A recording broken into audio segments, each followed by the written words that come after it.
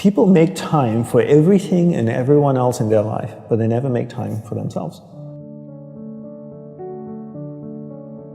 If you go up to someone who you know and say, like, would you like to catch up for coffee? Let's do coffee. They're like, oh, I can't this week, but I can next week. How about Thursday, 7 p.m.? Perfect. I'll see you at this place. When was the last time someone is willing to take time out of their life to spend time with themselves? So if I wanted to get to know you, and we've had one dinner, and we had a great conversation, we're spending time here. If I wanted to get to know you, I would have to spend time with you. We'd have to meet up for coffee, a glass of wine. If I really want to get to know you, maybe we meet up once a week. Every Friday night we go out for a glass of wine, we chat for a couple of hours. After a year, I'd get to know you really well, you'd get to know me really well. But it requires me spending time with you. So if you want to get to know yourself, you need to spend time with yourself.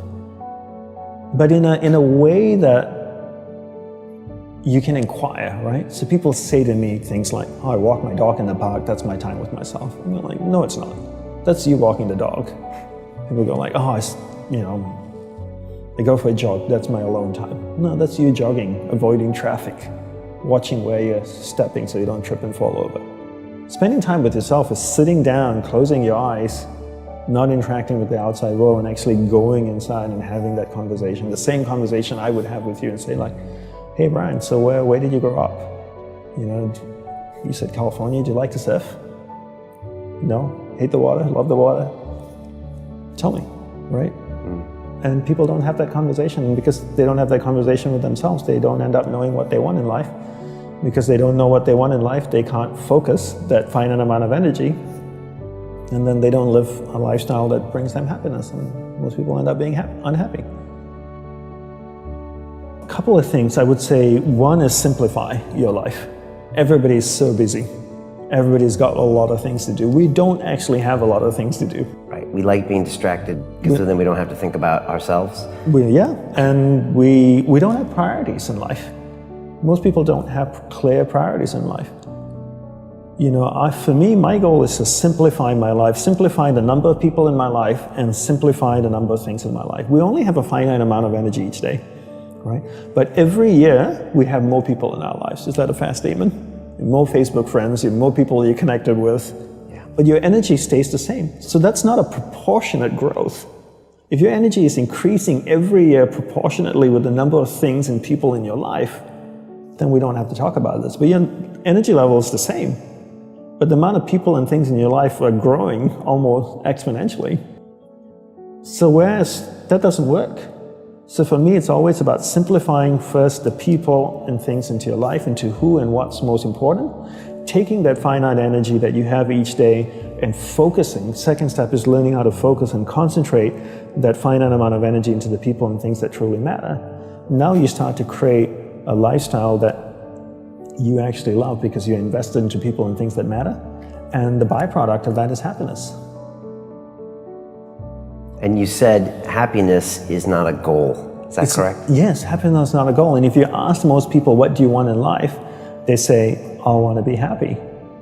Right? Would that be a fair statement? I mean, literally, it's in the U.S. Constitution, I think, the pursuit of happiness. The pursuit of happiness. Right. I always say you should never pursue happiness. Don't pursue happiness. Pursue a lifestyle where the byproduct of that lifestyle is happiness. So happiness comes as a byproduct. I spend time with the people that I love. What is my byproduct? I'm happy. I spend time with people I don't like. I'm not happy. So don't pursue happiness. Pursue a lifestyle that gives happiness. But in order to pursue that lifestyle, you need to be clear what you want in life. What's your purpose in life? And people don't know this because they don't spend any time with themselves. People think that the more you meditate, the better it is. So 20 minutes of meditation is not as great as 3 hours of meditation. And it's actually not how we work. For us, we believed in quality as opposed to quantity. We spent the whole day preparing to meditate. What comes before meditation? Concentration. Concentration comes before meditation. So you need to learn how to concentrate in order to meditate. And we believe that you can't meditate if you can't concentrate. So we spend the whole day focusing on concentration. So when I spoke with someone in the monastery, I spoke with another monk, I gave them my undivided attention. When I worked on my laptop, I focused on working on my laptop. When I swept the sidewalk, I focused on sweeping the sidewalk. So throughout the day, I'm practicing concentration. Now when I go to sit down to meditate, I'm really focused, and I can have a dynamic meditation session. And I always use the simple analogy of, take Usain Bolt, for example, the sprinter, right? I don't know much about him except he won 3 gold medals, fastest man on earth from Jamaica. I can make an assumption, and tell me if I'm wrong, that his whole day is structured. That he eats the right kinds of food and drinks the right amount of water. He goes to the gym. If you look at the boy, he's ripped, right? Probably works out, runs every day, I'm sure, sprints, does all kinds of things. But his whole day is preparing him for 9.57 seconds or whatever it is his world record is, not the other way around. And people come up to me all the time, Brian, and they say, Dandapani, I'm so stressed out, I've got so much happening in my life. Do you think if I meditate for 5 minutes in the morning, it'll help my whole day?